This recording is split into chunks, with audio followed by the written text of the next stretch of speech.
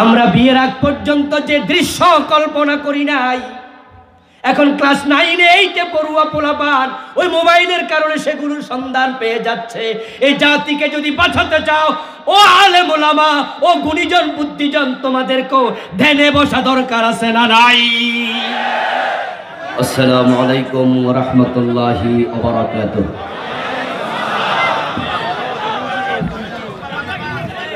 আলহামদুলিল্লাহ الحمد لله نحمده ونستعينه ونستغفره ونعوذ بالله من شرور أنفسنا ومن سيئات أعمالنا من يهد الله فلا مضل له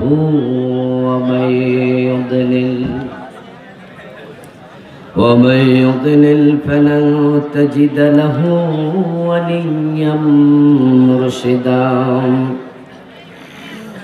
وأشهد أن لا إله إلا الله وأن محمدا عبده ورسوله أما بعد فقد قال الله تعالى في كلامه المجيد أعوذ بالله من الشيطان الرجيم بسم الله الرحمن الرحيم ألف لام را كتاب أنزلناه إليك لتخرج الناس من الظلمات إلى النور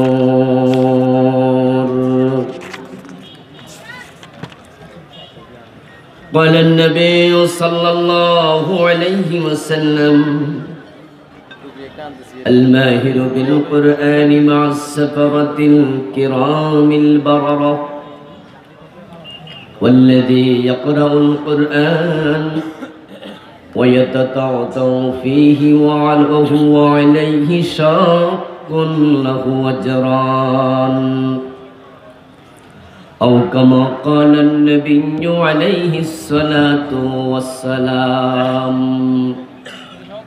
সকলে মেহেরবানি করে দরুদ ইব্রাহিম পড়ুন। আল্লাহুম্মা সাল্লি আলা মুহাম্মাদিন ওয়া আলা আলি মুহাম্মাদ কামা সাল্লাইতা আলা ইব্রাহিম ওয়া আলা আলি ইব্রাহিম ইন্নাকা হামিদুম মাজিদ।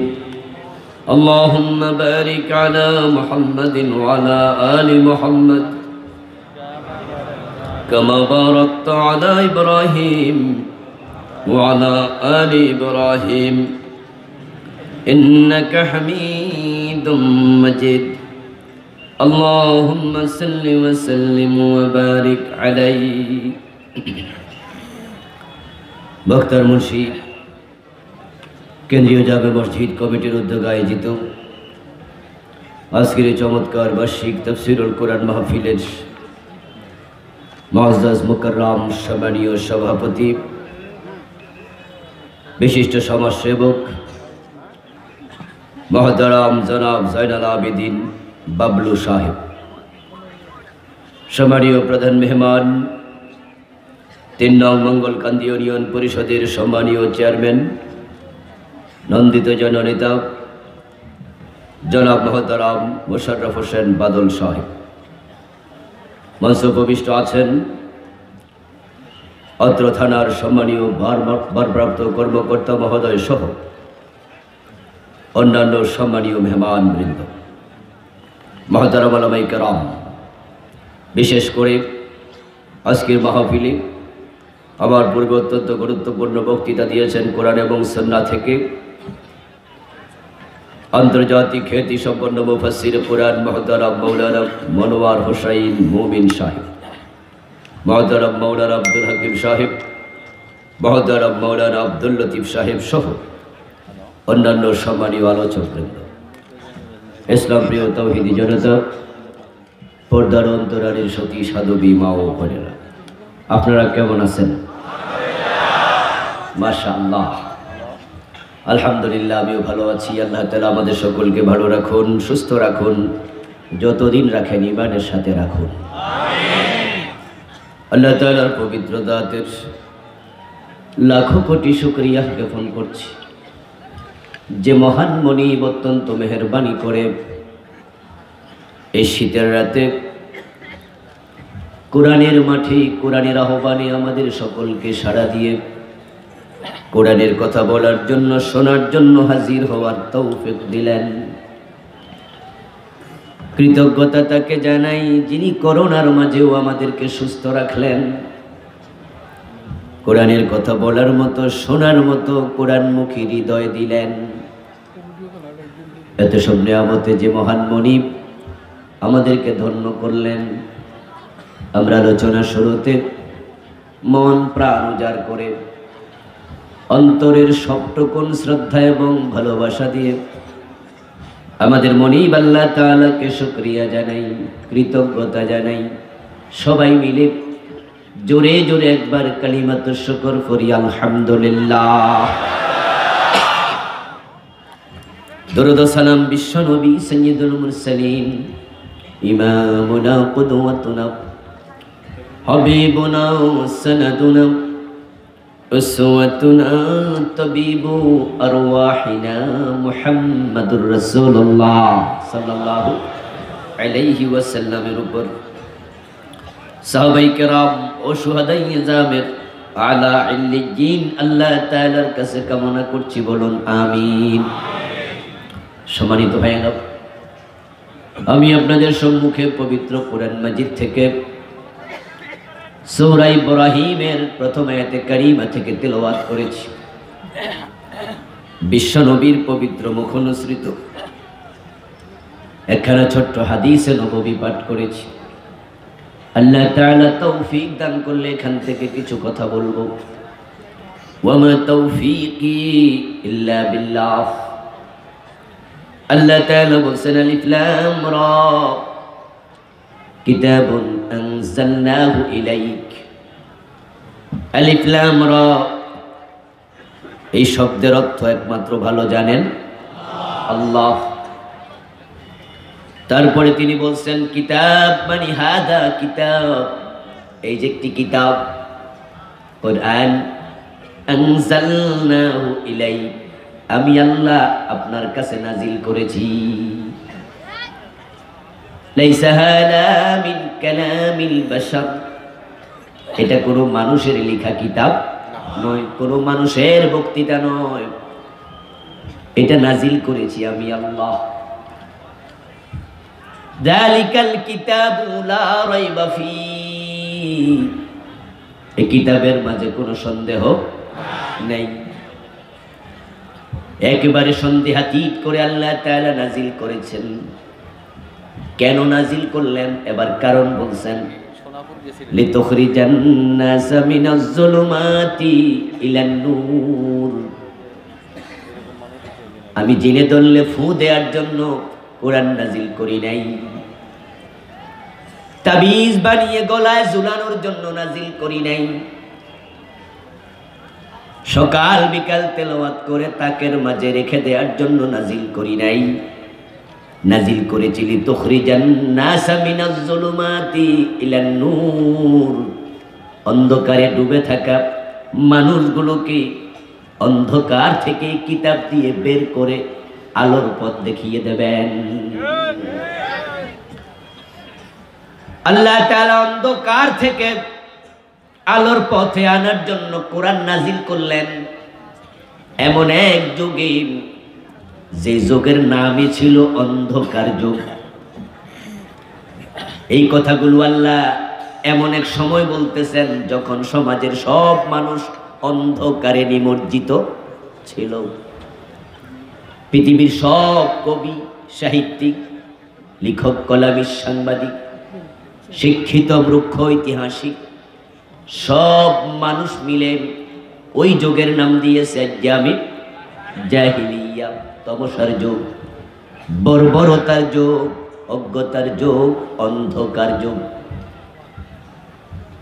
ওই যুগে আলোকবর্তিকা ছিল না। অন্ধকার যুগ মানে এটা নয় যে ওই যুগে সূর্য আলো দিত না। অন্ধকার যুগ মানে এটা নয় চাঁদ আলো দিত না। অন্ধকার যুগ মানে হলো ওই যুগের মানুষগুলোর হৃদয়ে কোনো আলো ছিল না। ওই মানুষগুলো নিচে নামতে নামতে এতটা নিচে নেমেছিল যার নিচে নামার কোনো জায়গার অবশিষ্ট ছিল না। ছেলে মেয়ে, মা বাবা একসাথে বসে মদ পান করত। যেই যুগের মানুষগুলো শুধু মেয়ে হয়ে জন্ম নেয়ার কারণে বাবা মেয়েটাকে জীবিত মাটিতে চাপা দিত। যেই যুগের মানুষগুলো চুরি ডাকাতিকে পেশার স্বীকৃতি দিয়েছিল। যেই যুগে বাবার সামনে তার যুবতী মেয়েটা ধর্ষিতা হতো, বাবা বিচার পাওয়া দূরের কথা, বিচার চাওয়ার জায়গাটাও ছিল না। কার কাছে যাবে বিচারের জন্য? আদালতে যাবে, চেয়ারম্যান মেম্বারের কাছে, নেতার কাছে। যারা বিচার করবে তারাই তো ধর্ষণকারী ছিল। ওই মানুষগুলোর কাছে জীবনের নিরাপত্তা ছিল না। 3টা ডব্লিউ তাদের জীবনের সাথে, রক্তের সাথে ওতপ্রোতভাবে মিশে গিয়েছিল। Wine, women and war. কথায় কথায় হত্যাযজ্ঞে লিপ্ত হতো। ওকাজ মেলায় কারোটাকে পানি পান করবে তা নিয়ে ঝগড়া শুরু, যুদ্ধ শুরু হয়েছে, শেষ হওয়ার খবর নাই। 40 বছর লাগাতার যুদ্ধ শুরু করেছে দাদা, শেষ করেছে নাতি। কেউ মারা যাওয়ার পরে তার বাড়ির সামনে কোনো গাছ অথবা লাঠির মাঝে তলোয়ার ঝুলিয়ে কবিতা লিখে দিত, আমার দাদার হাতে এতজন খুন হয়েছে। খুন ছিল তাদের গর্ব প্রকাশের অনুষঙ্গ। ওয়াইন ছিল জীবনের সাথে জড়িত। কার বাড়িতে কত গ্যালন মদ এক সপ্তাহে পান করা হয় তা ছিল কবিতার উপজীব্য। ও ম্যান, সুন্দরী নারীর দেহ ছিল কবিতার প্রতিপাদ্য। কার স্ত্রীর দেহের কোন অঙ্গ, কার প্রেমিকার দেহের কোন অঙ্গ কত সুন্দর তা নিয়ে কবিতা লিখত। ওই মানুষগুলো কতটা বড় বড়, সেই কবিতা কাবার গিলাপের সাথে সোনালী হরফ দিয়ে লিখে ঝুলিয়ে দিয়েছিল। তাদের সেরা কবি ইমরুল কায়েস, সে তার স্ত্রী, তার প্রেমিকা উনাইজাকে নিয়ে বদ কবিতাগুলো লিখেছে, যে কবিতা শোভা পেত কাবার গিলাপের সাথে সাবা মুআল্লাকা হয়ে। ওই মানুষগুলো শুধু চোরার ডাকাতি ছিল না, নারীদের কানের স্বর্ণ, গলার চেইন, তাদের নাকের স্বর্ণ, হাতের বালাই কেড়ে নিত না। কলিজার টুকরা সন্তানটারেও কেড়ে নিয়ে বাজারে দাস বানায়া বিক্রি করে দিত। তারা এত নিচে নেমেছে, হয়তো শয়তান পর্যন্ত মাঝে মাঝে অবাক হয়ে বলতো, এত নিচে কেমনে নামলি? ওই এক অসভ্য যুগ, বর্বর যুগ, দি ইয়ার অফ ইগনোরেন্স, অজ্ঞতার যুগ, অন্ধকার যুগে আল্লাহ বলেন, ও নবী মুহাম্মদ, আমি এই কিতাব আপনাকে দিলাম, এর মাধ্যমে আপনি আলোর পথ দেখাইয়া দেন। সুবহানাল্লাহ। এই কিতাব এসেছে, অন্ধকার দূর হয়েছে। আল্লাহ তাআলা স্বীকৃতি দিলেন, জাআল হাক্কু ওয়া যাহাকাল বাতিল ইন্নাল বাতিলা কানা যাহুকা। সুবহানাল্লাহ। জাল হাক্কু, সত্য এসেছে, ওয়া যাহাকাল বাতিল, বাতিল দূর হয়ে গেছে, অন্ধকার তিরোহিত হয়েছে। ইন্নাল বাতিলা কানা যাহুকা, সত্যের সামনে অসত্য কখনো টিকতে পারে না। রাসূলুল্লাহ সাল্লাল্লাহু আলাইহি ওয়াসাল্লাম কুরআন দিয়ে ওই অন্ধকার সমাজ পরিবর্তনের চেষ্টা করলেন। জীবনের শেষ প্রান্তে দাঁড়িয়ে ইন্তেকালের আগে ঘোষণা করে দিলেন, খায়রুল কুরুনি করনি। তোমরা যে যুগের নাম দিয়েছ অন্ধকার যুগ, তমসার যুগ, আমি নবী মুহাম্মদ ঘোষণা করে যাই, আমার যুগ পৃথিবীর সর্বশ্রেষ্ঠ যুগ। ইসলাম এসেছে, শান্তি এসেছে, অশান্তি তিরোহিত হয়েছে। আল্লাহর হাবিবের ইন্তেকালের সাথে সাথে আবু বকর সিদ্দিক ক্ষমতায় থাকলেন মাত্র 2 বছর 3 মাস। তারপরে হযরত ওমরের যুগ। আমরা দেখেছি অর্ধ পৃথিবীতে কিভাবে শান্তি কায়েম হয়েছিল। অর্ধ পৃথিবীর শাসক ওমর গাছতলায় ঘুমায়, বডিগার্ডের প্রয়োজন আর নাই। যে দেশের মানুষগুলো খুনাখুনিকে তাদের গর্বের বিষয় মনে করত, ওই মানুষগুলো মানুষের জীবনের নিরাপত্তা এমন ভাবে দেয়া শুরু করলো, খুন কাকে বলে, রাহাজানি কাকে বলে তারা ভুলেই গেল। অর্ধ দুনিয়ার সম্রাট ওমর মদিনা থেকে জেরুজালেম চলে গেলেন একা একা, শুধু ওট টানার জন্য একজন ভৃত্য সাথে, আর কোনো বডিগার্ডের প্রয়োজন নেই। যে মানুষগুলো 2 দিন 3 দিন লাগাতার উপবাস থাকত, ওই গরিব অসহায় মানুষের দেশ এমনটাই সমৃদ্ধ হলো। জাকাত বিভাগের কর্মচারী কাঁধে জাকাতের টাকা নিয়ে ঘুরে বেড়ায়, জাকাত খাওয়ার লোক পায় না। আসলে এটা আল্লাহর ঘোষণা, আল্লাহর ঘোষণা। লাউ আন্না আহলুল কুরা আমানু ওয়াত্তাকাউ লাফাতাহনা আলাইহিম বারাকাতিম মিনাস সামাই ওয়াল আরদ। আল্লাহ তাআলা বলতেছেন, এই জনপদের মানুষগুলো যদি আমি আল্লাহর উপর ঈমান এনে তাকওয়ার জিন্দেগি যাপন শুরু করে দিত, তাহলে তাদের জন্য আকাশ এবং জমিনের বরকতের যত দরজা আছে আমি আল্লাহ সব দরজা খুলে দিতাম। কোরআন মানলে মানুষ দরিদ্র হয় তা হতে পারে না। কোরআন সমৃদ্ধির কিতাব, কোরআন মুক্তির কিতাব, কোরআন শান্তির কিতাব। এই কোরআনের আইন যদি জমিনে চালু হয়ে যায়, আজকের এই দিনও দরজা খুলে ঘুমানো যাবে, চুরির সম্ভাবনা থাকবে না।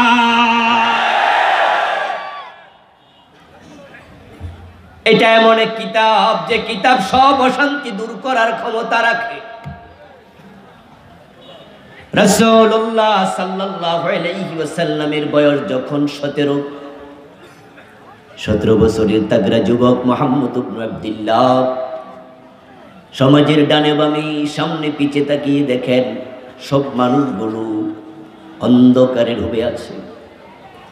চুরি ডাকাতি রাহাজানি চিন্তায় মদপান ধর্ষণ অপহরণ সহ এমন কোন অপরাধ নাই যা তারা করে না। উনি মাথা তুলে দাঁড়ায় গেলেন। একটা সমাজকে এভাবে ডুবতে দেয়া যায় না। তাই তিনি সমবয়সী যুবকদেরকে আহ্বান করলেন, আসো আমরা একত্রিত হই। গঠন করলেন শান্তি সংঘ হেল্পফুল ফজল। নবী মুহাম্মদ তাদের লিডার, বয়স মাত্র 17। হেল্পফুল ফজল গঠন করে সমন্বিত উদ্যোগে মানুষের দ্বারে দ্বারে গিয়ে ভালো হও, ভালো হও, চুরি ছাড়ো, ডাকাতি ছাড়ো, রাহাজানি চিন্তায় ছেড়ে দাও, মেয়েদেরকে হত্যা করো না, জীবিত কবর দিও না, তোমরা অন্যায় ছেড়ে ভালো হয়ে যাও। মানুষের বাড়ি বাড়ি গিয়ে দাওয়াত দেওয়া শুরু করলেন। আমার সামনে হাজারো যুবক বসে আছো, ও যুবকেরা, এই সমাজ যদি পরিবর্তন করতে চাও, ইয়াবা কমাতে চাও, হেরোইন ফেন্সিডিল থেকে জাতিকে ফিরাতে চাও, ভারতের অপসংস্কৃতির চ্যানেলগুলো বন্ধ করতে চাও, তোমাদেরকে দাওয়াতি কাজে নামতেই হবে। বসে থাকলে সমাজ পরিবর্তন হবে না। কবির বিন সামাদ ভাইয়ের কবিতা, তোমাকে জাগতেই হবে। যোগ জামানা পাল্টে দিতে চাই না অনেকজন, এক মানুষই আনতে পারে জাতির জাগরণ। শুধু একজনকে মাথা তুলে দাঁড়াতে হবে। রাসূলুল্লাহ সাল্লাল্লাহু আলাইহি ওয়াসাল্লাম দাঁড়ালেন, যুবকেরা সঙ্গী হয়ে গেল, বাড়ি বাড়ি গিয়ে মানুষকে দাওয়াত দিতে শুরু করলেন। দাওয়াত দিতে দিতে বিশ্বনবীর বয়স হয়ে গেল 40, চলে গেল দীর্ঘ 23টি বছর। কিন্তু ব্যাপারটা হলো, জায়গা বুঝে কোপ মারা লাগে, যেখানে তৈল দেয়া দরকার সেখানে দেয়া লাগে, ব্যথার জায়গায় মলম দেয়া লাগে, ভুল জায়গায় দিলে চেষ্টা করেও রেজাল্ট পাওয়া যাবে না। হরপ্রসাদ শাস্ত্রীর সে তৈল প্রবন্ধ আমরা অনেকেই পড়েছি। এক সময় এটা সিলেবাসে ছিল, ডিগ্রি ক্লাসে না ইন্টারমিডিয়েট, ডিগ্রিতে। আমার বন্ধু জায়গা মতো এক ফোঁটা দিলেও কাজ হয়, অজাগায় মনে মনে দিলেও কাজ হয় না। রাসূল সাল্লাল্লাহু আলাইহি ওয়াসাল্লাম দাওয়াত দিলেন, কিন্তু রেজাল্ট হয়নি। 17 থেকে 40 বছর পর্যন্ত দাওয়াতি কাজ করলেন, 23টা বছর চলে গেল। 40 বছর মানুষের জীবনের টার্নিং পয়েন্ট, এটা রাইজিং এজ। শক্তি বাড়তে বাড়তে বাড়তে বাড়তে 40-এ গিয়ে আবার তলানিতে নামতে থাকে। 40 বছর সব সময় সব যুগের মানুষেরা এই টাইমটাকে জীবনের মোস্ট ইম্পর্টেন্ট টাইম মনে করত। ওই 40 বছর বয়সে গিয়ে বিশ্বনবী পিছনে ফিরে তাকালেন, 23টা বছর তো চেষ্টা করলাম, রেজাল্ট কি, অ্যাচিভমেন্ট কি একটু হিসাব করি। কিন্তু হিসাব করে দেখেন, একজন চোরও চুরি ছাড়ে নাই, কোন ডাকাতি ছাড়ে নাই, ধর্ষণ অপহরণ, মেয়েদের জীবিত কবর দেয়া বন্ধ হয় নাই। বাড়ি থেকে বেরিয়ে গেলেন, মক্কার অদূরে জাবালে নূর নামক পাহাড়ে চূড়ায় উঠে গুহায় বসে ভাবতে শুরু করলেন কিভাবে সমাজ পরিবর্তন করা যায়। এই ভাবনার নাম হলো ধ্যান, এটার নাম মুরাকাবা। শুধু চোখ বন্ধ করে বসে থাকার নাম মুরাকাবা না। 23 বছর চেষ্টা করলাম, অ্যাচিভমেন্ট কেন জিরো হবে? এই সমাজ আমাকে পরিবর্তন করতেই হবে। যারা যোগ্য লোক তারা কখনো হাল ছেড়ে দেয় না, যেখানে পিছল খেয়ে পড়ে যায় সেখানে ভর করে আবার দাঁড়াতে হবে।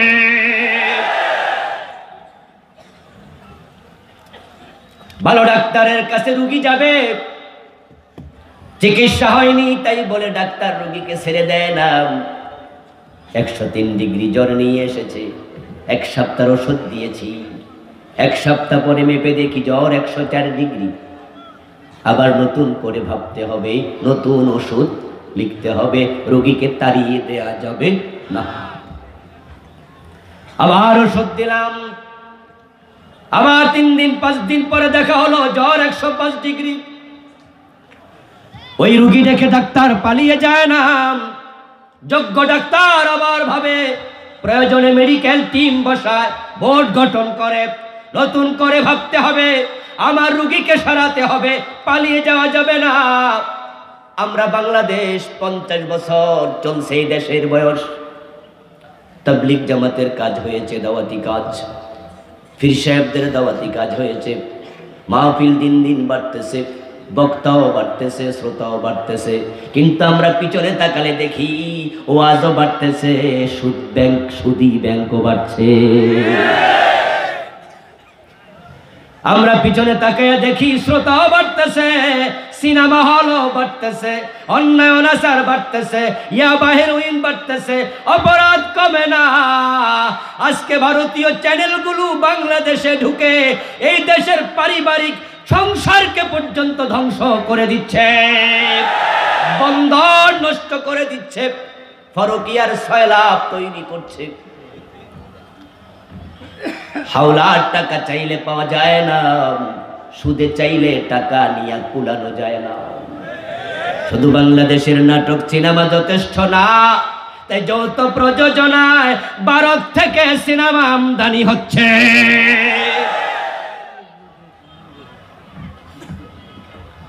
আমাদের দেশে 40টির উপরে চ্যানেল আছে, ভারতে ডজন ডজন চ্যানেল আমরা ঢুকতে দিয়েছি। জি বাংলা, স্টার জলসার কারণে এখন মুসলমানের ঘরগুলো সিনেমা হল হয়ে গেছে। ওই কলকাতায় বসে উলুধ্বনি দেয়, হাজী সাহেবের ঘরে উলুধ্বনি বাজছে। এখন আলেম ওলামা, তাবলীগ জামাত, পীর বুজুর্গ সবাইকে নতুন করে আবার ধ্যানে বসতে হবে। এই জাতিকে বাঁচাতে হলে ভাবনার বিকল্প নাই। এই অ্যান্ড্রয়েড সেট একটা যুবককে ধ্বংস করার জন্য যথেষ্ট, যদি নিয়ন্ত্রণ না করে। আজকের যুবকেরা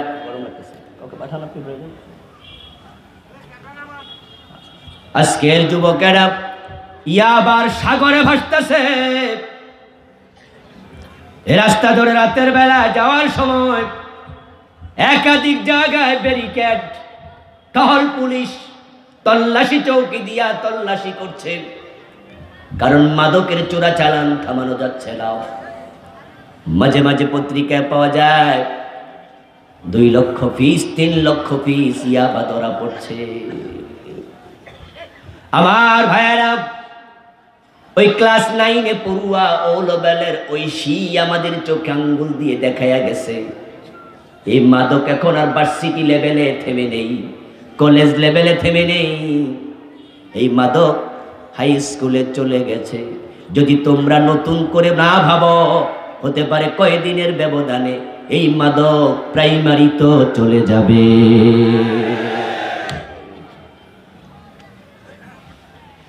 যুবকদেরকে বাঁচানো যাবে না চরিত্রহীনতা থেকে। কেমনে কি হবে জানি না। এই যে আমাদের মাহফিলগুলো ক্যামেরাওয়ালারা রেকর্ড করতেছে, আপনারা ধমক মারেন, এই ক্যামেরা নামাও, কিন্তু আমরা ধমকাই না। যদি আপনাদের ডিস্টার্ব হয়, কারণ আছে, কারণ এখানে শ্রোতা আছে আজকে ধরেন 20,000 30,000, কিন্তু তাদের রেকর্ডের মাধ্যমে 2 দিনের ব্যবধানে এই মাহফিল দেখবে কয়েক কোটি লোকে। যদি এই ক্যামেরাগুলো দিয়া ইউটিউব চ্যানেলে ওয়াজ ঢুকানো না যায়, তাহলে ওই বাজে নাটক সিনেমা দেখে জাতি ধ্বংস হয়ে যাবে। ওদেরকে বাঁচাবেন কেমনে? এই ওয়াজ চালায়, ওয়াজ ইউটিউবে ওয়াজ চলছে, ওয়াজের মাঝখানে হঠাৎ করে ল্যাংটা বেটি হাজির, কাপড় নাই চোপড় নাই, নাচতাছে, কিরে চাইলাম কি আইলো কি। এই মোবাইলের ভিতরে নাই এমন কিছু নাই, গুগলে যাও, ইউটিউবে যাও, সব আছে। করোনার কারণে ইউনিভার্সিটি কলেজ মাদ্রাসা সব বন্ধ, অনলাইনে ক্লাস হবে। বাবা বাধ্য হয়ে তার যুবক ছেলের হাতে, যুবতীর হাতে অ্যান্ড্রয়েড সেট তুলে দিয়েছে। বাবা মাকে বলে বই পড়ি, কিতাব পড়ি, অনলাইনে ক্লাস করি, দরজা বন্ধ করে কি করে শুধু আল্লাহই জানে। আমরা বিয়ের আগ পর্যন্ত যে দৃশ্য কল্পনা করি নাই, এখন ক্লাস 9-8-এ পড়ুয়া পোলাপান ওই মোবাইলের কারণে সেগুলোর সন্ধান পেয়ে যাচ্ছে। এই জাতিকে যদি বাঁচাতে চাও, ও আলেম ওলামা, ও গুণীজন বুদ্ধিজন, তোমাদেরকেও ধ্যানে বসা দরকার আছে না নাই?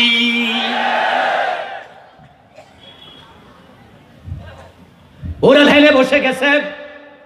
ইহুদিরা, খ্রিস্টানেরা, পাশ্চাত্যের লোকেরা ধ্যানে বসেছে।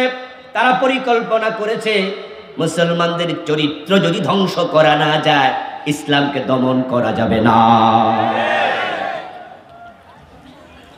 আগামী পৃথিবী আগামী বিশ্ব মুসলমানদের হাতেই আসবে। পাশ্চাত্য মিডিয়া খুললে শুধু দেখা যায় ইসলাম ফোবিয়া। ইসলাম মানে সন্ত্রাসী ধর্ম, ইসলাম মানে সন্ত্রাসী ধর্ম, মুসলমান মানে সন্ত্রাসী।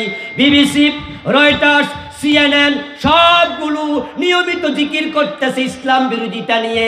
একটা মাত্র কারণ, তারা দেখেছে যদি ইসলাম ঠেকানো না যায় আগামীতে গোটা বিশ্ব মুসলমানের হাতে চলে যাবে।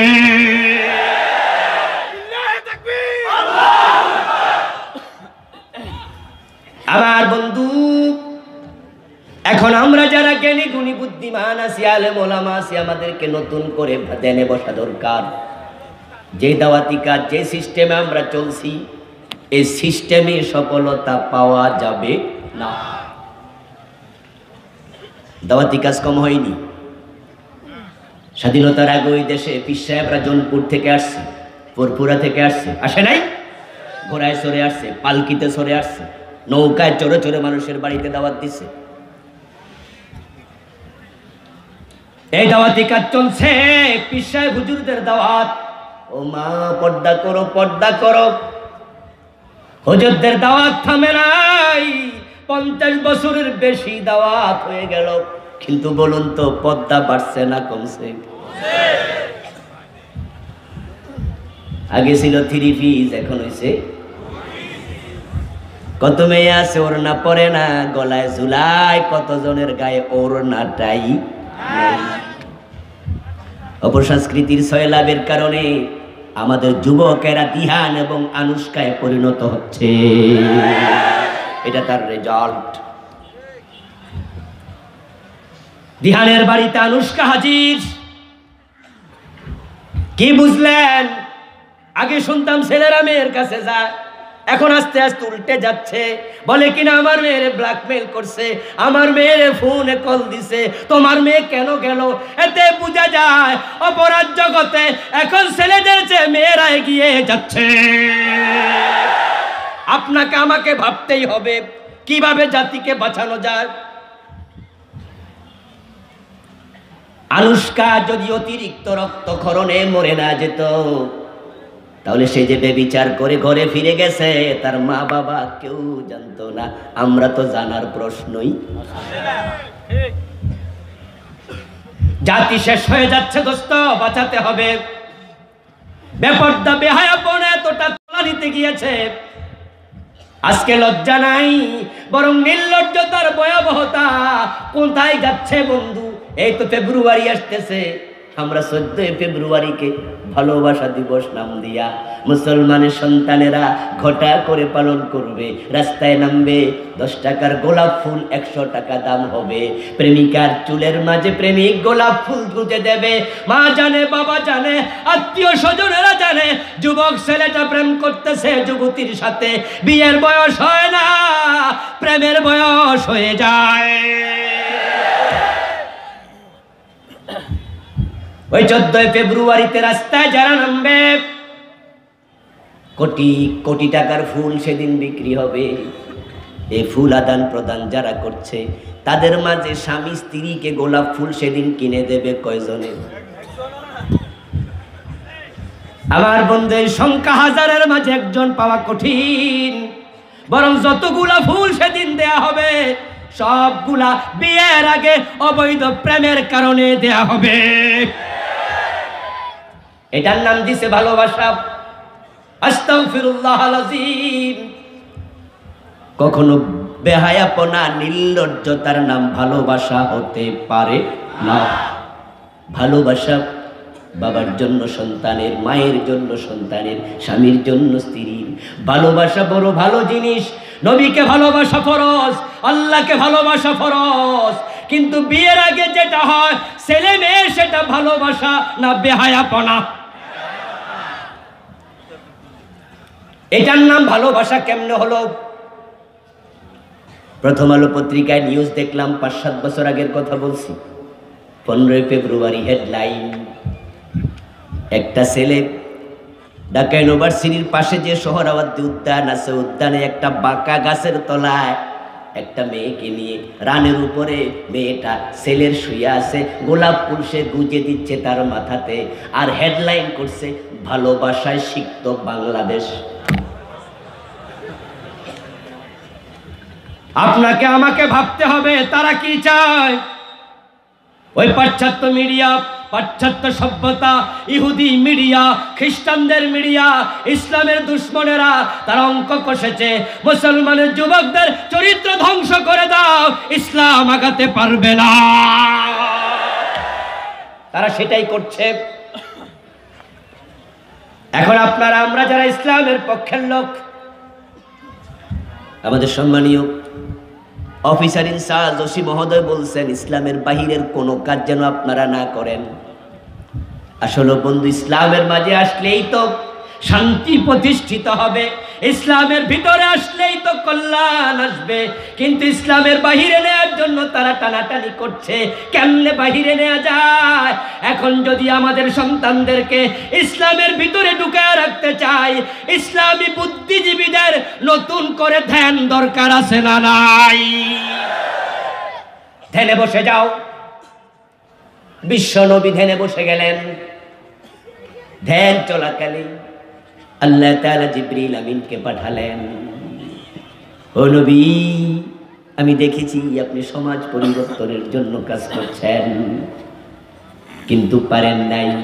এখন যদি সমাজ পরিবর্তন করতে চান, ইকরা বিসমি রাব্বিকাল্লাযী খালাক, আপনাকে পড়তে হবে প্রভুর নামে পড়ুন, যিনি সৃষ্টি করেছেন। এতে বোঝা যায় যদি আমরা সমাজটাকে অন্যায় থেকে, অনাচার থেকে বাঁচাতে চাই, আল্লাহর কোরআন পড়া দরকার আছে না না?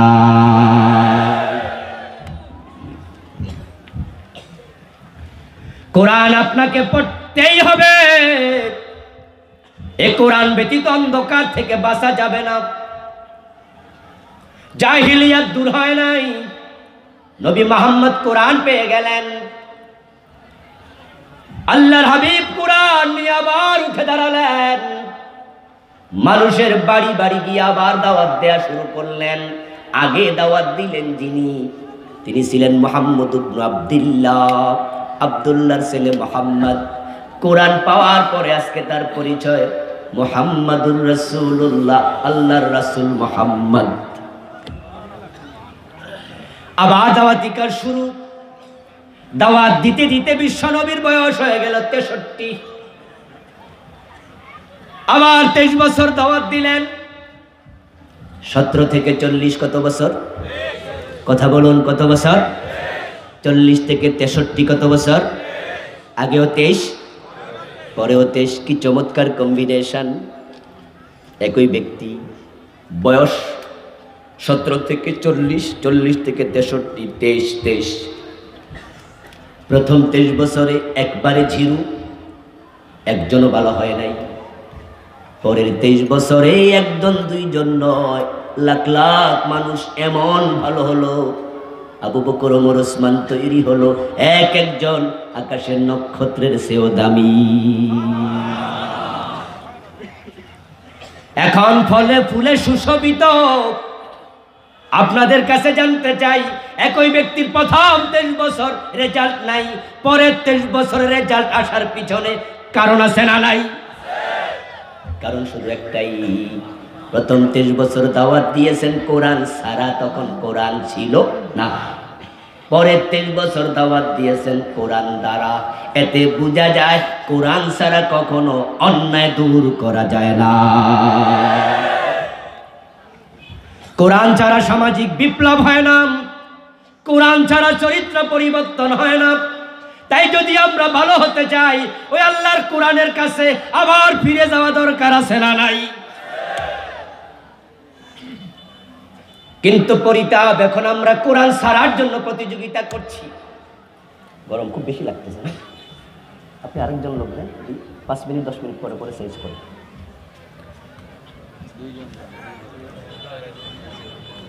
আমার বন্ধু রাসূলুল্লাহ সাল্লাল্লাহু আলাইহি ওয়াসাল্লামের মতো জ্ঞানী, বিচক্ষণ, বুদ্ধিমান, প্রাজ্ঞ, প্রত্যুৎপন্নমতিতা সম্পন্ন ওনার মতো মেধাবী যোগ্য মানুষ পৃথিবী কোনোদিন দেখেনি, কিয়ামত পর্যন্ত দেখবে না। ওনার যোগ্যতায় ঘাটতি আছে, জীবনের এমন কোন অঙ্গ খুঁজে পাওয়া যাবে না। সেনাপতি হিসাবে তিনি পৃথিবীর 1 নম্বর, দক্ষ রাষ্ট্র পরিচালক হিসাবে 1 নম্বর, বিচারপতি হিসাবে 1 নম্বর, এরপরে আপনি বাবা হিসাবে 1 নম্বর, স্বামী হিসাবে 1 নম্বর, যেই দিকে যান সব জায়গায় রোল নাম্বার কত? এত যোগ্য লোকটা যদি কোরআন ব্যতীত সমাজে পরিবর্তন আনতে না পারেন, আপনি আমি কেমনে পারবো? এজন্য আমরা সবার কাছে দাওয়াত পৌঁছিয়ে দিতে চাই, আপনারা যারা চান অন্যায় মুক্ত সমাজ, অন্যায় মুক্ত সমাজ চাইলে আবার কোরআনের কাছে ফিরে যেতেই হবে। একটা সময় আমাদের বাংলাদেশের তাম দেশ খুঁজে নাস্তিক পাওয়া যেত না। তসলিমা নাসরিন নাস্তিকতা করেছে, দেশে থাকতে পারে নাই। কিন্তু বর্তমানে ব্লগারদের খোঁজ নেন, কত মুসলমানের সন্তান ব্লগে ইসলামের বিরুদ্ধে লিখছে। নাস্তিকের সংখ্যা বেড়ে যাওয়ার পিছনে কারণ ইয়াবা, শাবক, মাদক সেবী বেড়ে যাওয়ার কারণ, হত্যাকারী বেড়ে যাওয়ার কারণ, দর্শনকারী বেড়ে যাওয়ার কারণ, সব জায়গায় একটা কারণ পাওয়া যাবে। একটা কারণ, সেটা হলো কোরআন ছেড়ে দেয়া, কোরআন ছেড়ে দেয়া, কোরআন ছেড়ে দেয়া। আগে ঘুম থেকে ওঠে সব মা বাচ্চা মুক্তবে পাঠাতো, এখন মুক্তব বন্ধ হয়ে গেছে, কিন্টার গার্ডেনের ধাক্কা লেগে গেছে।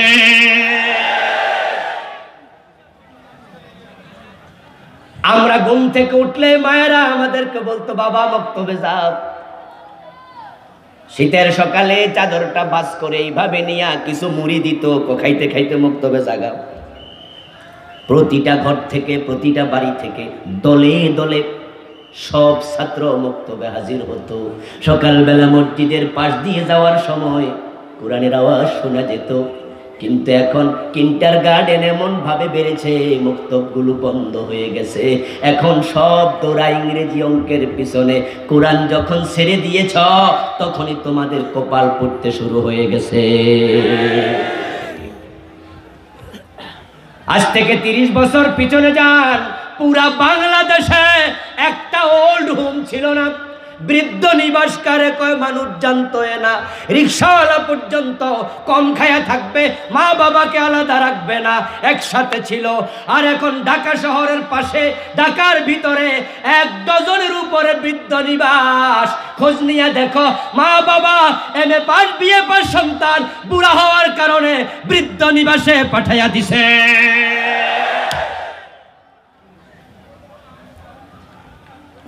আমার মুসলমান ভাইয়েরা, যে আমরা কোরআন ছেড়েছি কপাল পড়তে শুরু।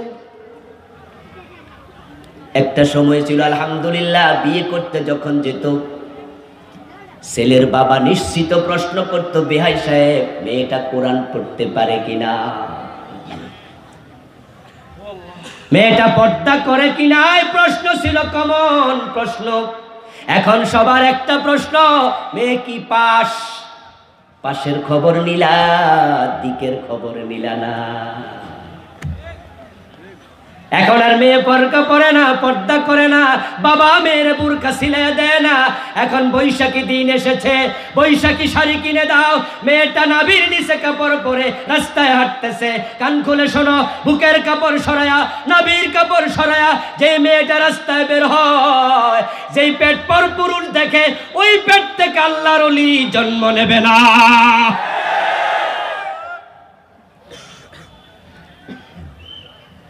মুসলমান, রাসূলুল্লাহ সাল্লাল্লাহু আলাইহি ওয়াসাল্লামের বক্তব্য, আন-নাজরু সাহমুম মাসমুমুম মিন সিহামিশ শাইতান। মানুষের বদ নজর হলো, পরপুরুষের নজর হলো শয়তানের বিষ মিশ্রণ করা তীরের মতো। যেই বুকের সৌন্দর্য পরপুরুষ দেখেছে, ওই বুকের দুধ পান করে আল্লাহর ওলি হবে না। এই জন্য বাবাদের প্রশ্ন ছিল, মেয়ে কোরআন পড়তে পারে কিনা, মেয়েটা পর্দা করে কিনা। আপনারা এই প্রশ্ন ভুলে গেছেন আপনাদের বউয়ের পেট থেকে, আপনার পুত্রবধূর পেট থেকে, তাই ঐশীদের মতো মেয়ের জন্ম হচ্ছে। রাসূলুল্লাহ সাল্লাল্লাহু আলাইহি ওয়াসাল্লাম কোরআনটা মানুষের সামনে তুলে ধরলেন। কোরআনটা সমাজে প্রতিষ্ঠিত হয়ে গেল, বন্ধ হয়ে গেল চুরি, বন্ধ হয়ে গেল ডাকাতি, বন্ধ হয়ে গেল মদপান। নবী মুহাম্মদ সাল্লাল্লাহু আলাইহি ওয়াসাল্লাম ঘোষণা করে দিলেন, আমার মেয়ে ফাতেমা যদি চুরি করে আমি ফাতেমার হাতটাও কাটবই। এই যে ওমরের যুগে গাছতলায় ঘুমাতো, বডিগার্ড লাগতো না। রাসূলের যুগে চুরি নাই, রাহাজানি ডাকাতি চিন্তাই নাই। রাসূলুল্লাহ ফু দিয়ে এগুলো সরাইয়া দিচ্ছেন তা নয়, বরং কোরআনের আইন সমাজে কায়েম হয়েছে, চালু হয়েছে। মদ পান করেছে, 80 বেত লাগানো শুরু হয়ে গেল। হযরত ওমরের ছেলে আবু শামা মদ পান করেছে, বাবা ওমর তাকে রেহাই দেয় নাই। মদ্যপানের অপরাধে প্রিয় পুত্রকে নিজ করে মেরেছ তোররা, মরেছে পুত্র তোমারই চোখের পরে। আজকে আমাদের প্রশাসনের ভাইয়েরা, আমাদের পুলিশ, আমাদের র্যাব, আমাদের বিজিবি, আমাদের সেনাবাহিনী, আমাদের কোস্টগার্ড সবাই মাদকের বিরুদ্ধে সোচ্চার। মদ বন্ধ করা যায় না। কেমনে বন্ধ করা যাবে? গরিব খাইলে তারে ধরো, 5 স্টার হোটেলে যারা মদ খায় তাদেরকে আবার সেলুট করো। দুই রকম আইন দিয়া মদ বন্ধ করা যাবে না।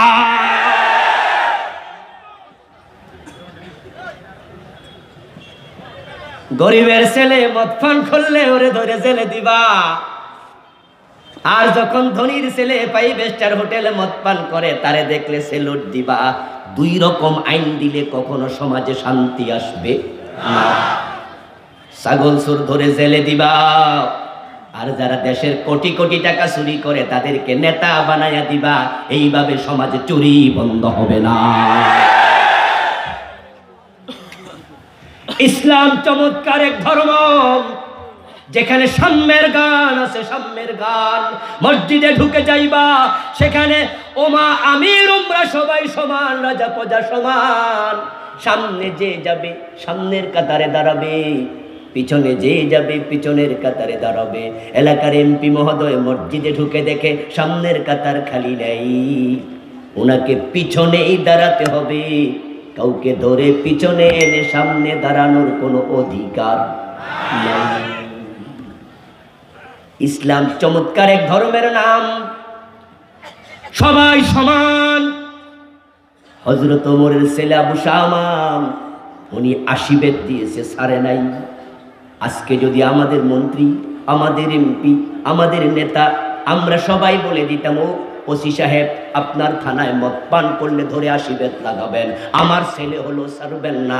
এমপির ছেলে, মন্ত্রীর ছেলেকে যদি ওসি সাহেবরা 2 দিন ধরে 80 করে বেত দিত, সাধারণ পাতি নেতার পোলা এমনি সোজা হয়ে যেত।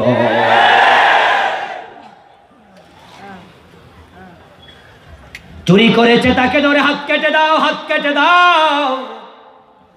শান্তি এসে যাবে, শান্তি এসে যাবে। কিন্তু আমরা কি করলাম? আল্লাহর কোরআনকে আমরা ছেড়ে দিলাম। সমাজে কোরআনের আইন নাই, রাষ্ট্রের কোথাও নাই, আদালতে নাই, সচিবালয়ে নাই, গণভবনে নাই, বঙ্গভবনে নাই। কেন রে ভাই? কোরআন শুধু মসজিদ চালাতে আসে নাই, এই কোরআন গোটা দুনিয়া চালানোর ক্ষমতা কোরআনের আছে না নাই?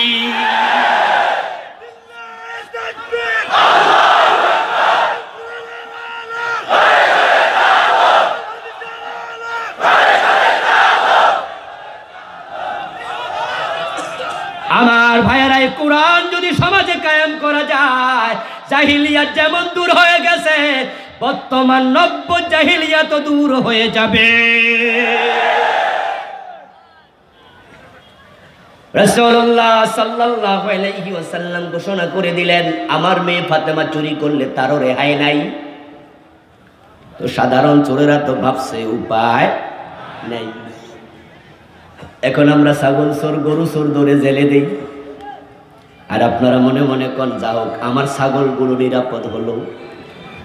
ছাগল চোর জেলে গেছে, আপনি খুশি হওয়ার কোনো কারণ নাই। কারণ ওই ছোট ছোট সিসকে চোরগুলো জেলে ঢোকে চোর হইয়া, বের হয় ডাকাত হইয়া। কারণ সৎসর্গে স্বর্গবাস, অসৎ সঙ্গে সর্বনাশ। ওই জেলখানার মাঝে কারেকশনের কোনো সিস্টেম রাখা হয়নি যেভাবে রাখা উচিত ছিল। ফেনীর জেলা কারাগারে যদি সকালবেলায় 50 জন আলেম ঢুকাইয়া দিত, সন্ধ্যাবেলা আরো 50 জন ঢুকাইয়া দিত, 1 ঘন্টা করে কোরআন শিখাতো, হাদিস শিখাতো। কয়েদিদেরকে বলা হতো সশ্রম কারাদণ্ড মানে কি? সশ্রম কারাদণ্ড মানে হলো জেলখানার ভিতরও তাকে দিয়ে কাজ করানো হবে। ওই কাজটা ঘটি বানানো, লোটা বানানো, মোড়া বানানো না দিয়া যদি কোরআন শিখানোর কাজ দেয়া হতো। যে ব্যক্তি কোরআন পারো না, জেলে যদি কোরআন শিখতে পারো, হুজুর পড়ানিয়া সার্টিফিকেট দেবে।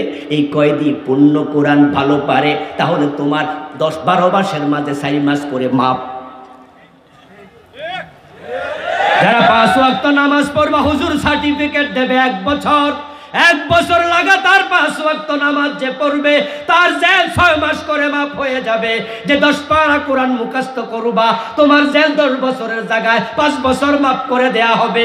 এইভাবে যদি কারেকশন করা শুরু হয়ে যায়, এক একটা কয়েদি আল্লাহর ওলি হয়ে বের হবে। সুযোগ আছে না নাই? কিন্তু আমরা ছাগল চোররে ধরে জেলে দিলাম। ছাগল চোর জেলখানায় যাইয়া দেখা হয়ে গেল বড় মোচওয়ালা একটার সাথে, ডোরা কাটা জামা। ওখানে বড় বড় শাস্তিপ্রাপ্ত আসামি আছে না নাই? এখন বড় মোচওয়ালা কয়, এই তুই কি নতুন? ছাগল চোর কয়, জি স্যার, কালকে আইছি। কি অপরাধ? কয় স্যার ছাগল চুরি করছি। ওই মোচওয়ালা ধমকায়া কয়, তোদের কারণে জেলখানার বদনামি। জেলে যদি আইবি বেশি কিছু কইরা আইতি বেড়া, আশা তো লাগছেই, ছাগল চুরি করলি কেন? ছাগল চোর কয়, স্যার বস আপনি কি কইরাইছেন? কয়, আমি ব্যাংক ডাকাতি করতে গেছিলাম রে, কপালটা খারাপ, ধরা খাইয়া গেছি। না হয় কিন্তু 1 রাতে কোটিপতি। ছাগল চোর কয় কি?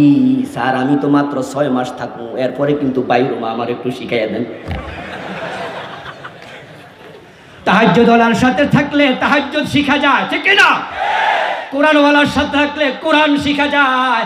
আতরের দোকানে গেলে আতরের গন্ধ পাওয়া যায়, শুটকির দোকানে আতরের গন্ধ পাওয়া যাবে না। ওই যে শেখ সাদির কবিতা, সঙ্গীর গুম বসিয়াছে মোমো মাঝে গো, নইলে কাদায় সুবাস কি এত পাইতে। কাদামাটি হাতে নিয়ে শেখ সাদি রাহেমাহুল্লাহ দেখেন তার মাঝে সুবাস। জিজ্ঞাসা করলেন, কাদারে তোর গায়ে সুবাস আসলো কোত্থেকে? কাদা বলে, একটা গোলাপ ফুল জ্বরের তাড়নায় তার ডালা ভেঙে আমার গায়ে লেগেছিল, তাই ওই ফুলের গন্ধ এসে গেছে। সঙ্গীর গুণ বসিয়াছে মোমো মাঝে গো। আশ-শুবাতু মুতাআসসিরা, বিশ্ববিখ্যাত আরবি প্রবাদ, সঙ্গীর প্রভাব পড়বেই।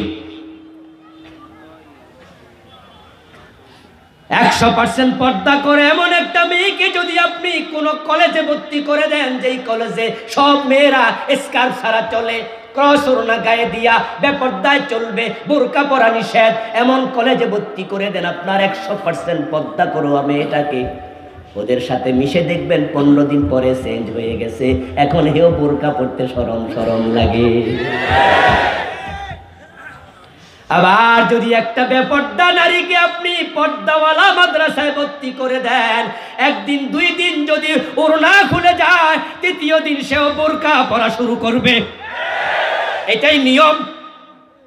সঙ্গীর প্রভাব পড়বেই।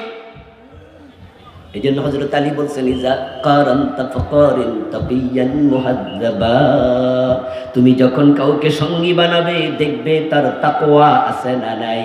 কারণ মুত্তাকির সাথে চললে মুত্তাকি হওয়া যায়, চোরের সাথে চললে চোর হওয়া লাগে।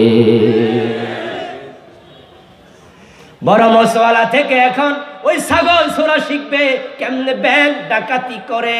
2 দিন 3 দিন ট্রেনিং নেয়ার পরে ওই ছাগল চোর মনে মনে বলবে আফসোস করে, জেলখানায় আরো আগে আইলাম না কেন। এবং সে বের হওয়ার সময় সিদ্ধান্ত নেবে জেলের মাটি ধইরা প্রয়োজনে সে শপথ করবে, সে বলবে ছাগল এখন মাগ না দিলেও আর। এখন সে জেল থেকে বের হইয়া ছাগল চুরি করে না, এলাকার লোকেরা মনে মনে কয় হে আল্লাহর ওলি হইয়া বাইরেছে। ওখানে তো ওলি হওয়ার পরিবেশ নাই। তাই আপনার সন্তানকে বাঁচাতে চাইলে কোরআনের কাছে আবার পাঠানো দরকার আছে না নাই? কোরআন হক জীবনের ফাউন্ডেশন। আজকে মা বাবারা টেনশনে থাকে, সন্তান তার অধীন থেকে বের হইয়া কোথায় গিয়ে নষ্ট হয়ে যায়। ইন্টারমিডিয়েট পর্যন্ত কাছে রাখা সম্ভব। বাড়ির পাশের কলেজে পড়ুক, ফেনী সরকারি কলেজে পড়ুক, ইন্টারমিডিয়েট পাস করার পরে টিকলো জাহাঙ্গীরনগর বিশ্ববিদ্যালয়ে, টিকে গেল রাজশাহী ইউনিভার্সিটিতে। এখন কি আর বাড়িতে রাখা যাবে? এখন বাধ্য হয়ে তাকে ছাড়তে হবে। বুয়েটে ভর্তি হওয়ার সময় আবরার হত্যার মামলা আসামি 18টা ইঞ্জিনিয়ার, একটাও খুনি ছিল না, এক একটা হীরকখণ্ড ছিল। ঠিক না? ঠিক না? দেশের সেরা মেধাবী। যখন আমি ওদিকে যাই কখনো কোনো কাজেই, দেখি বুয়েটের ছাত্ররা ছুটি হয়েছে, বিকালবেলা হাঁটতেছে, পাশেই তো আবার মেডিকেলে ছাত্রছাত্রীরা পরন গায়ে হাঁটতেছে। তখন মনে মনে বলি দেশের সেরা মেধাগুলো হাঁটছে, ডাবল গোল্ডেন এ প্লাস পেয়েছে, তারপরও বুয়েটে টিকে না এমন আছে না নাই? বুয়েটে যারা টিকে দেশের সেরা মেধাবী। কিন্তু কয়েকদিন পরে দেখলাম আবরারকে পিটাইয়া সাপের মতো মারলো তার কিছু বন্ধু, তার ক্লাসমেট, এক বেশ সিনিয়র এক বেশ জুনিয়র। এত নির্দয় ভাবে মারলো, 1-2 মিনিট 1-2 ঘন্টা না, 6 ঘন্টার উপরে পিটাইলো। তাদের কলিজার ভাষে সামান্য ভালোবাসা নাই। আমি তো অবাক হই, আমরা যদি ভাত খাইতে বসি দেখি ভাতের যে মার, ওই মারটা একটু গাঢ় হয়ে যায়। একটা ছোট্ট মুরগির বাচ্চা যদি ভাতের মারে পড়ে ডুবতে থাকে, কষ্ট পায়, আমরা কিন্তু খানা বন্ধ করে তারে বাঁচাতে যাই। ঠিক না? রাস্তার পাশ দিয়ে হেঁটে যাচ্ছেন, যদি একটা কুত্তার বাচ্চাও পানিতে ডুবে মরতে থাকে, বিড়ালের বাচ্চা পানিতে ডুবে যায়, আমরা কিন্তু হাঁটু পানিতে নামতে দ্বিধা করি না। যেখানে মুরগির বাচ্চা মরলে আমরা আগে যাই, কুকুরের বাচ্চাকে বাঁচাতে যাই।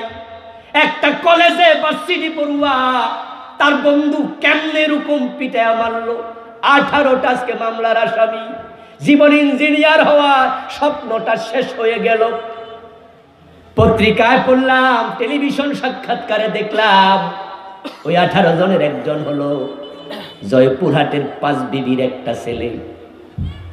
সাংবাদিক তার বাবার সামনে ক্যামেরাটা অন করে কথা বলার জন্য মাউথ স্পিচ আগায়া প্রশ্ন করে, আপনি কি জানেন আপনার ছেলে খুনি? বাবা চিৎকার দিয়ে বলে, বলো কি? আমি তো ঠেলা গাড়ি চালাই এখনো। তার মা মুরগির ডিম বিক্রি কইরা, হাঁসের ডিম বিক্রি কইরা টাকা জমা, স্বপ্ন ছিল ছেলে ইঞ্জিনিয়ার হবে, আমাদের দুঃখ গুছে যাবে। তোমরা বলো ছেলে বুঝি খুনি হয়েছে? আহমদ শরীফ ঢাকা ইউনিভার্সিটি যখন ভর্তি হয় নাস্তিক হয়ে ভর্তি হয় নাই। তাসলিমা নাসরিন ঢাকা মেডিকেলে যখন ভর্তি হয় সে নাস্তিক হয়ে ভর্তি হয় নাই। নামগুলোর দিকে তাকালে বোঝা যায় বাবা ভালো মুসলমান ছিল। যারা আজকে মদখোর হয়ে যাচ্ছে, হত্যা সন্ত্রাসে আজকে শেষ হয়ে যাচ্ছে, কেন রে ভাই? আমি যেটা বলি কারণ শোনো, কারণ হলো তাদের হাতে তোমরা কোরআন তুলে দেও নাই। যেই হাতে কোরআন ওঠে ওই হাতে মদের বোতল উঠবে না।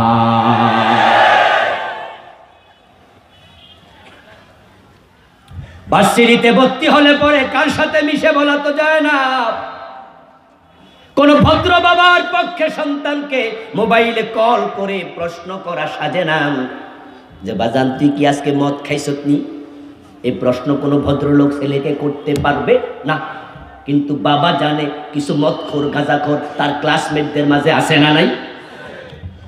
আমার ছেলে আবার নষ্ট হয়ে গেল কিনা, কিন্তু প্রশ্ন করা সাজে না। কিন্তু একটা প্রশ্ন করা সাজে, সেটা হলো, বাবা আজকে সকালে তুই কোরআন তেলাওয়াত করছিস কিনা? আপনার সন্তানের হাতে কোরআন তুলে দেন, সন্তান হোক আপনার কোরআনের পাঠক। ছেলে যদি বলে হ্যাঁ বাবা আমি আজকে সকালে 5 পৃষ্ঠা কোরআন পড়েছি, 1 পৃষ্ঠা পড়েছি, 5 আয়াত তাফসীর পড়েছি, আপনি নিশ্চিন্তে নাকে তেল দিয়ে ঘুমায় থাকেন। যেই হাতে কোরআন ওঠে ওই হাতে মদের বোতল উঠবে না। তার প্রমাণ আমাদের মাদ্রাসাগুলো। হাটহাজারী মাদ্রাসায় ছাত্র আছে 10,000-এর বেশি। আপনারা বলুন তো, সবগুলো হল তল্লাশি করলে মদের বোতল পাওয়া যাবে? একটা পাওয়া যাবে।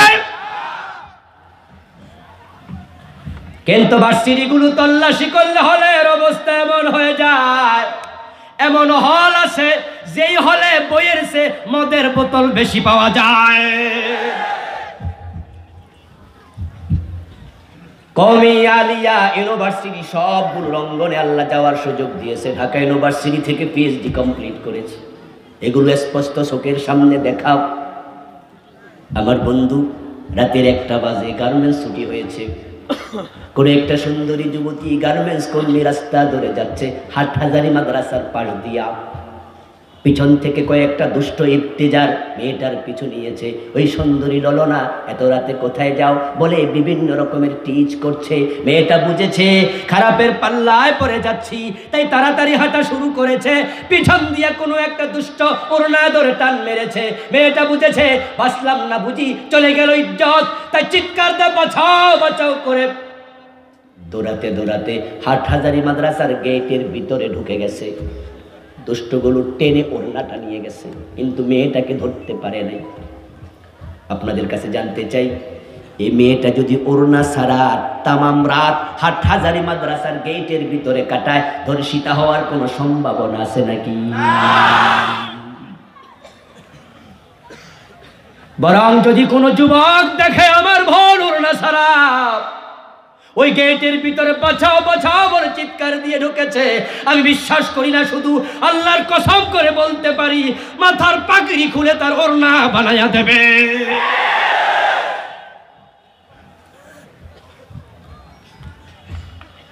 কিচ্ছু মনে করবেন না, বাস্তবতা বলছি। জাহাঙ্গীরনগর বিশ্ববিদ্যালয়ে রাতের বেলায় যদি চিৎকার দিয়ে হে ঢুকতো, নিরাপত্তা পেত তো? 100 জন দর্শন করে সেঞ্চুরি পালন করেছে। ঢাকা ইউনিভার্সিটির ভিতরে ওই বাদর রাতের বেলায় তার গায়ের কাপড়টা হারিয়ে ফেলেছে। 1000 পোলাপানের সামনে কাপড় কেড়ে নিয়েছে। আমরা ভার্সিটির দোষ দেই না, আমরা দোষ দিচ্ছি এক জায়গায়, সেটা হলো এক জায়গায় কোরআন আছে আর এক জায়গায় কোরআন রাখা হয় নাই। যদি ভার্সিটিতে কলেজে এই কোরআন ঢুকিয়ে দিতে পারতা, আমাদের কলিজার টুকরা সন্তানগুলো প্রফেসর হতো, ডাক্তার হতো, ইঞ্জিনিয়ার হতো, সাথে সাথে কোরআনের আলেম হয়ে যেত। বাবা মারা গেলে সন্তান ডাক্তার, জানাজার ইমামতি করত। কিন্তু কোরআন আমরা ছেড়ে দিয়েছি। সিলেবাসে কোরআন অপশনাল হয়ে গেছে। ইংরেজি খুব দরকার, তাই আগে ছিল 100, এখন হয়েছে ইন্টারমিডিয়েটে। বাংলা খুব লাগবে, আগে ছিল 100, এখন হয়েছে। আমাদেরকে আধুনিক হওয়া লাগবে, তথ্য প্রযুক্তি 100 নম্বর শিখাও। আমাদেরকে আধুনিক হওয়া লাগবে হুজুর, ইংরেজি তোমরাও শিখতে হবে। ইংরেজি লাগবে, বিজ্ঞান লাগবে, ভূগোল লাগবে, অর্থনীতি লাগবে, কিন্তু কোরআন এটা একটা অপাংতেয় কিতাব, হইলে হইল, না হইলে নেই। আমার দোস্ত, কাবার অঙ্গনে বসে আছি, রমজান মাস। আসরের পরে কাবার গিলাফের দিকে তাকাচ্ছি, কাম নাই গাছ নাই, খাওয়ারও সুযোগ নাই, রোজার মাস, নফল নামাজ নাই, আসরের পরে মাগরিব পর্যন্ত নফল নামাজ পড়া জায়েজ নাই। তো বসে বসে আর কি করব, কাবার গিলাফ দেখি, কারণ কাবার দিকে তাকালেও সওয়াব আছে না নাই।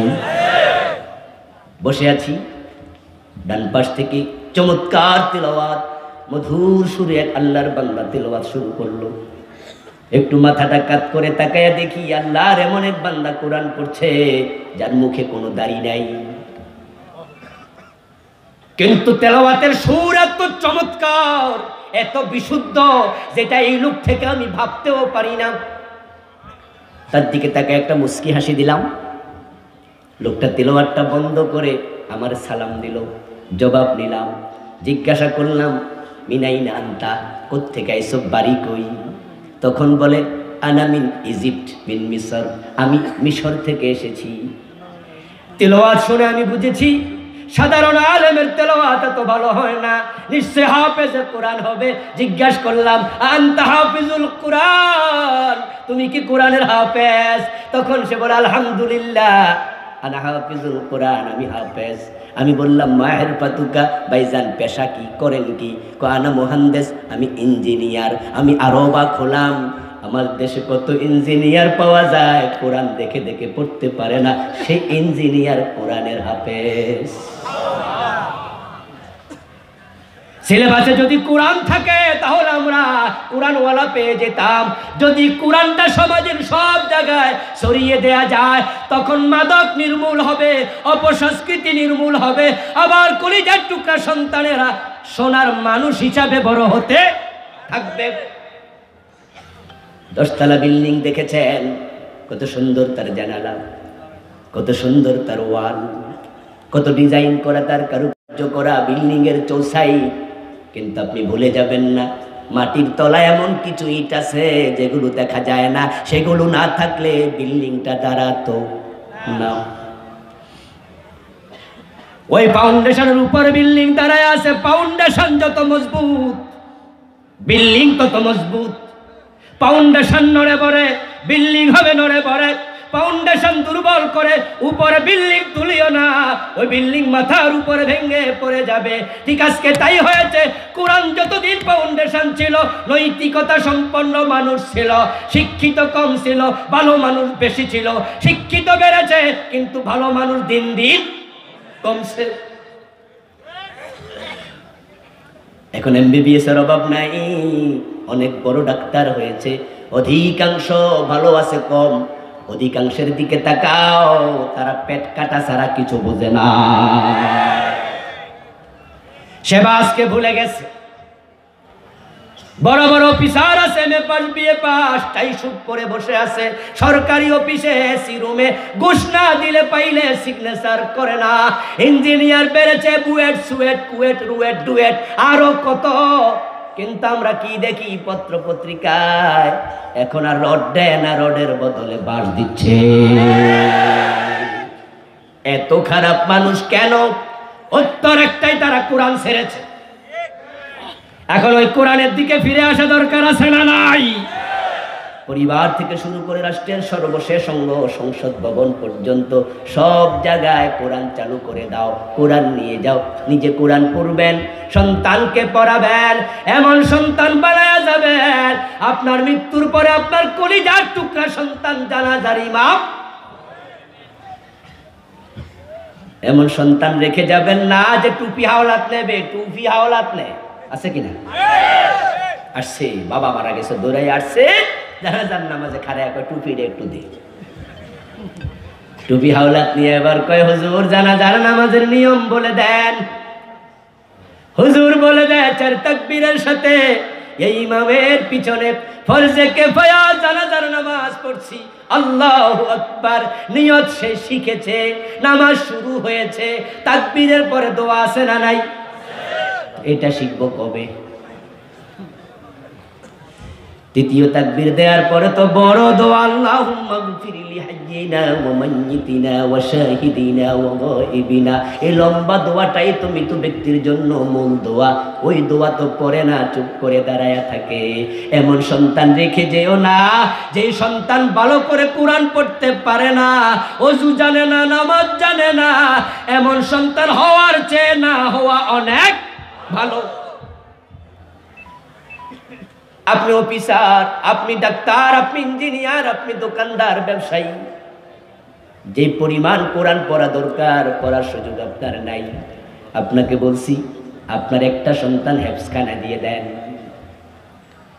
যে ব্যক্তি হাফেজে কোরআন হয়, কোরআনের এক একটা অক্ষর তাকে হাজার হাজার বার পড়তে হয়।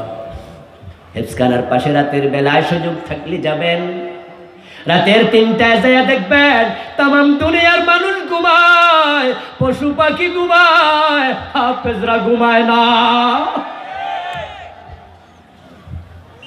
রাতের 3টায় উঠে গেছে, কোরআন তেলাওয়াত করছে। আপনার সন্তান সবক দেয়, সবক দেয়, আমুক্তা দেয়, সবিনা শোনায়, এক একটা পৃষ্ঠা শতবার পরে আপনার সন্তান হাফেজ হবে।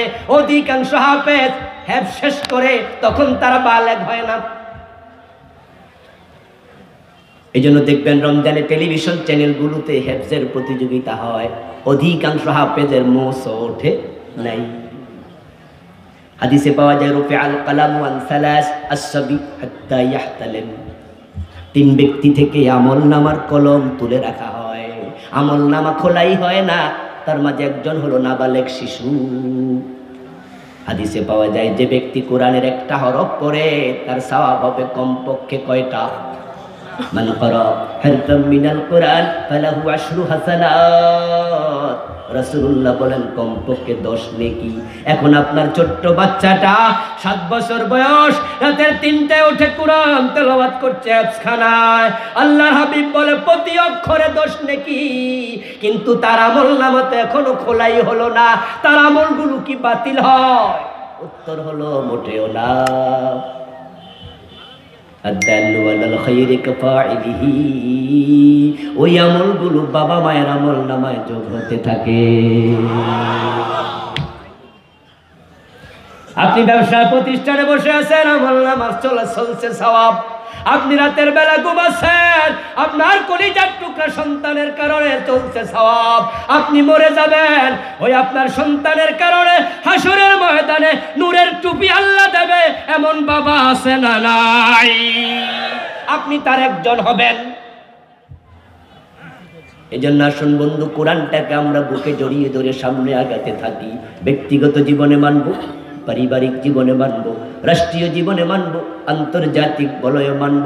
কোরআন দিয়ে শুধু মসজিদ চালাতে চাই না, আমরা কোরআন দিয়ে দেশটাও চালাতে চাই। আল্লাহ তৌফিক দান করুক, সবাই বলি আমিন।